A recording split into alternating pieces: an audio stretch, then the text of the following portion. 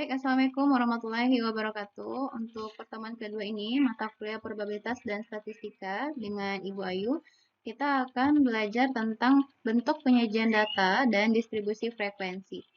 Untuk penyajian data, biasanya data itu disajikan dalam bentuk tabel dan grafik ya.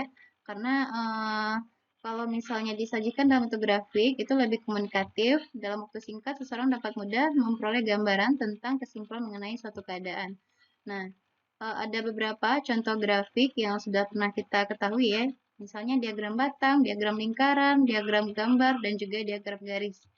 Kalau misalnya untuk diagram batang dan seterusnya tidak perlu Ibu ajarkan karena kita juga sudah pernah belajar sebelumnya. Untuk diagram batang kurang lebih seperti ini ya, ada namanya diagram batang tunggal. Jadi dia satu-satu sebelah kiri, sedangkan diagram batang ganda jadi dia agak dempet gitu ya. Terus di sini ada yang diagram batang tegak dan ada yang diagram batang mendatar. Kalau dia mendatar berarti berubah nilai frekuensi dengan nilai efeknya ya. Nah, terus ada yang namanya diagram lingkaran. Kalau diagram lingkaran, biasanya ini kita cari dulu persentasenya. Nanti kalau sudah kita dapatkan persentasenya, baru kita olah dan kita bagi lingkarannya. Jadi nanti berdasarkan persentase tadi. Ada namanya diagram gambar. Jadi diagram gambar ini tergantung dari contoh soalnya. Kalau di sini contoh soalnya diagram hasil panen apel. Jadi kalau dia apelnya penuh, itu 100 kg. Kalau dia apelnya setengah berarti 50 kg dan seterusnya. Jadi ini contoh diagram gambar. Nah, kalau diagram garis ini biasanya kita buat dulu sumbu yang saling berpotongan ya. Terus kita buat di situ titik-titik. Nah, nanti titik-titik itu yang akan kita hubungkan sehingga disebut diagram garis.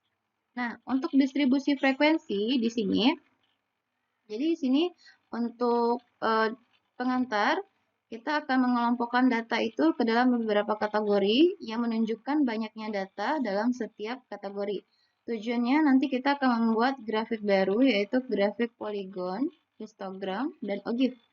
Nah, terus pengelompokan dilakukan dengan cara yang pertama itu mendistribusikan data ke dalam kelasnya. Nah, yang kedua menetapkan banyaknya nilai yang termasuk ke dalam setiap kelasnya atau frekuensi kelasnya. Pengelompokan data menjadi tabulasi data yang memakai kelas-kelas data dan dikaitkan dengan masing-masing frekuensi disebut distribusi frekuensi atau tabel frekuensi. Nah, jadi di sini kita akan menggunakan pendekatan Sturges untuk melakukan pencarian tabel distribusi frekuensi. Nah, yang pertama itu kita kumpulkan data. Kalau datanya sudah ada, kita tentukan nilai terbesar dan nilai terkecilnya. Kalau sudah didapat, kita cari nilai rank atau nilai R-nya. Nah, cara mencari nilai R, nilai max dikurang dengan nilai min. Nah, langkah ketiga, kita buat kategori kelasnya. Untuk kelas, itu rumus ketetapannya, K sama dengan 1 tambah 3,3 log N. N ini tergantung dari jumlah data di soal. Kalau misalnya datanya 80, berarti kita cari log 80. Kalau misalnya datanya 30, berarti cari log 30. Makanya kita memerlukan kalkulator untuk memudahkan pencariannya nanti ya. Nah, terus kalau sudah dapat nilai R dan nilai K-nya, kita cari nilai C atau nilai lebar kelasnya. Cara mencarinya yaitu nilai R dibagi dengan K. Kalau sudah, baru nanti bisa kita buat tabel perhitungan setiap kelasnya. Oke, kita lihat contohnya. Contohnya seperti ini. Suatu bank swasta sedang mempelajari frekuensi pemakaian per hari sebuah mesin ATM. Data berikut menunjukkan frekuensi harian pemakaian ATM selama 30 hari dengan menggunakan rumus Sturges.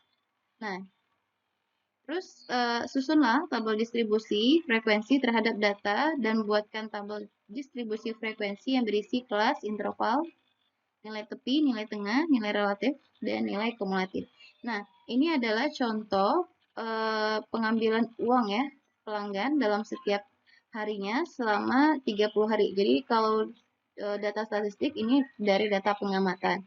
Jadi selama pengamatan 30 hari terkumpul data seperti ini ya. Nah, jadi untuk langkah pertama seperti biasa kita cari dulu nilai terbesar dan nilai terkecilnya. Kalau di sini karena datanya sudah urut, berarti langsung aja kita tetapkan nilai terbesarnya adalah 98. Sedangkan nilai terkecilnya adalah 36.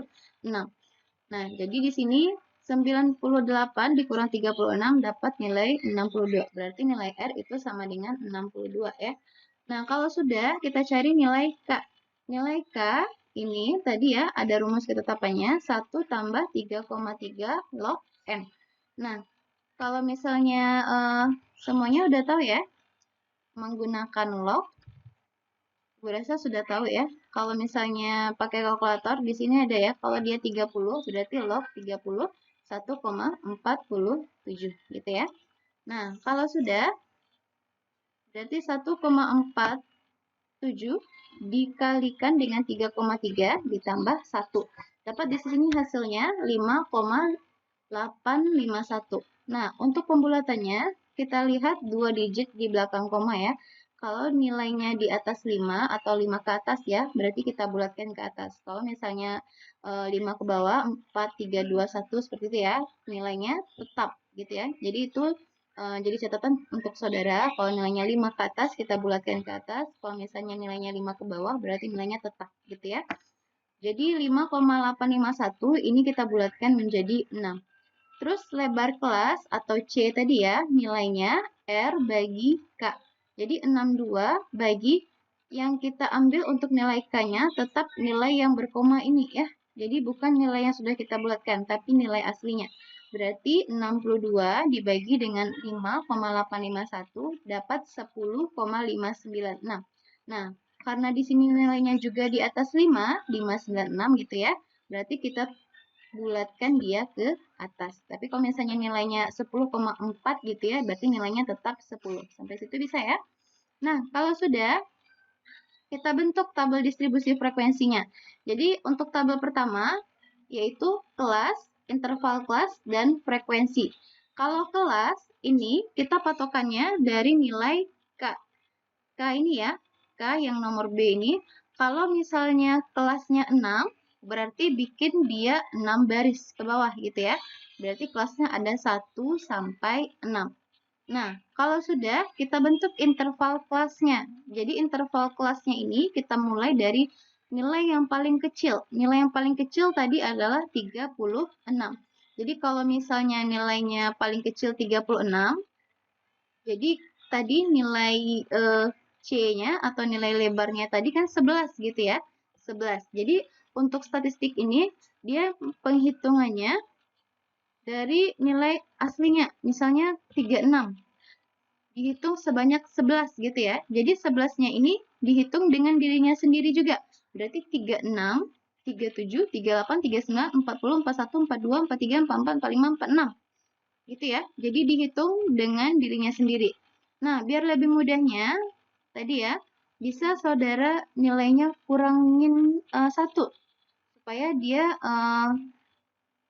tidak mencari lagi pakai tangan gitu ya. Karena kalau misalnya nilainya tinggi, misalnya 32 kan susah ngitungnya pakai tangan ya. Jadi kalau misalnya untuk statistik, dihitungnya kan dengan dirinya sendiri. Berarti kalau dia dibulatkan tadi 11, berarti kurangin aja 1, berarti 10 gitu ya. 36 tambah 10 dapat nilainya 46 gitu ya. Dapat nilainya 46, lanjut 47 tambah 10, 57, 58 tambah 10, 68 dan seterusnya. Nah, tadi kan yang paling tinggi nilainya 98. Sedangkan di sini nilai terbesarnya 101. Tidak masalah ya, karena 98 itu ada di rank 91 sampai 101. Nah, kalau misalnya saudara mencari nilai kelasnya cuma sampai 5 misalnya, di sini 90 yang terbesar. Berarti ada yang salah gitu ya, karena nilai yang terbesar tadi kan 98. Nah, kita balik lagi ya. Untuk interval kelas tadi ya, dihitung dengan dirinya sendiri sebanyak 11 tadi ya. Berarti kalau misalnya supaya mudahnya dikurangi 1, dihitung 10.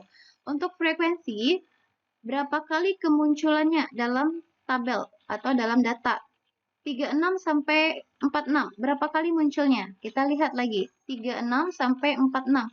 Itu munculnya cuma satu kali. 36. Selanjutnya 47 tadi. Nah, kalau 47 ini nggak masuk dalam rank 36 sampai 46. Berarti 47 ini masuk ke kelas ke-2 gitu ya. Jadi 47 sampai 57. Berarti 47 sampai 57 berapa kali kemunculannya pada data? Berarti 47 nih 1 2 3 4. Berarti 47 sampai 57 itu munculnya 4 kali dalam data. Sampai di situ bisa ya? Nah, sampai nanti kita dapatkan hasilnya sebanyak 30. Nah, kalau sudah, ini adalah istilah-istilah penting dalam statistik. Ada namanya nilai batas kelas, nilai tepi kelas, nilai tengah kelas, nilai relatif, nilai kumulatif. Kalau nilai batas kelas itu ada namanya nilai batas terendah dan nilai batas tertinggi atau nilai batas gitu ya. Kalau nilai tepi itu nilai tipe bawah, ada nilai tepi atas. Kalau nilai tengah itu ada namanya nilai yang letaknya di tengah kelas. Kalau nilai relatif itu nilai yang kita bandingkan dengan masing-masing frekuensi, kemudian kita kalikan dengan 100%. Kalau untuk kumulatif, itu namanya ada nilai kumulatif kurang dari dan lebih dari. Nah, kita coba lihat ya contohnya. Kalau batas kelas itu tadi kan ranknya 36 sampai 46. Kalau 36 itu namanya batas kelas bawah, 46 itu batas kelas atas. Terus kalau nilai tepi ini, nilai tepi bawah sama nilai tepi atas. Kalau nilai tepi bawah, kan tadi 36 ya. 36 ini supaya lebih mudahnya dikurangi 0,5, dapat hasilnya 35,5. Sedangkan kalau nilai tepi atas, nilainya tadi 46 ya. 46 ditambah dengan 0,5, jadinya 46,6. Kurang lebih seperti itu ya. Kalau nilai tengah, ini adalah nilai yang letaknya di tengah data. Jadi 36 tambah 46 terus dibagi 2, dapat 41. Jadi untuk yang ini, cari dulu yang dalam kurung sama dengan bagi 2, dapat 41 ya. Nah, kalau sudah, nanti kita buat tabel distribusi frekuensinya. Ada nilai tepi kelas, nilai tengah, nilai relatif, nilai kumulatif kurang dari, dan nilai lebih dari. Tadi yang 3 ini udah kita cari. Nah, untuk nilai tepi kelas tadi ya, berarti kalau dia nilai tepi kelas bawah dikurang 0,5, nilai tepi kelas atas ditambah 0,5. Berarti 36 kurang tadi 0,5, 36,5, 46,5. 46,5 57,5. Jadi yang sebelah kiri dikurang 0,5, sebelah kanan tambah 0,5. Untuk nilai tengah tadi ya, jadi nilai tengah ini dijumlahkan nilai intervalnya setelah itu dibagi 2. Berarti 47 tambah 57 sama dengan bagi 2 dapat hasilnya 52. Kalau nilai relatif ini adalah nilai masing-masing frekuensi dibandingkan dengan total frekuensi dikalikan dengan 100. Jadi nanti hasilnya dalam bentuk persentase ya. Berarti 1 bagi 30 dikali 100 dapat hasilnya 3,33%. 4 bagi 30 kali 100 dapat nilainya 13,33%. Jadi nanti totalnya dapat 100%. Jadi dari presentasi ini dapat kita lihat bahwa nilai yang paling tinggi itu adalah di kelas kelima, rank 80 sampai 90 gitu ya. Terus untuk kumulatif kurang dari ini ya, cara pencariannya kita awali dengan frekuensinya 1. Jadi cara mencarinya ini selang-seling gitu ya. 1 ditambahkan dengan 4 jadinya 5, 5 tambah dengan 9, 14. 14 ditambah dengan 6 itu nilainya 20, 20 tambah 8, 28, 28 tambah 2 itu nilainya 30. Jadi totalnya tadi ada 30. Jadi cara mencarinya kalau kumulatif kurang dari ini diselang-selingkan. Nah, bedanya dengan kumulatif lebih dari, nilai yang paling tinggi yang kita ambil, setelah itu kita kurangkan dengan yang satu deret dengan nilainya ya. Berarti 30 kurang dengan 1 nilainya dapat 29, 29 dikurang dengan 4 dapat nilainya 25, 25 kurang 9 dapat 16, 16 kurang 6 dapat nilainya 10, 10 kurang 8 dapat nilainya 2. Nah, jadi tidak diselang-selingkan seperti yang kurang dari tadi ya. Jadi yang satu deret. Nah, kalau sudah dapat tabel distribusi frekuensinya ini, baru nanti kita bisa membuat grafik, histogram, poligon, dan OG. Nah, untuk pertemuan kedua ini mungkin sampai di sini dulu. Nanti kalau ada yang bertanyakan, bisa nanti kita share di grup saja ya. Oke, terima kasih. Assalamualaikum warahmatullahi wabarakatuh.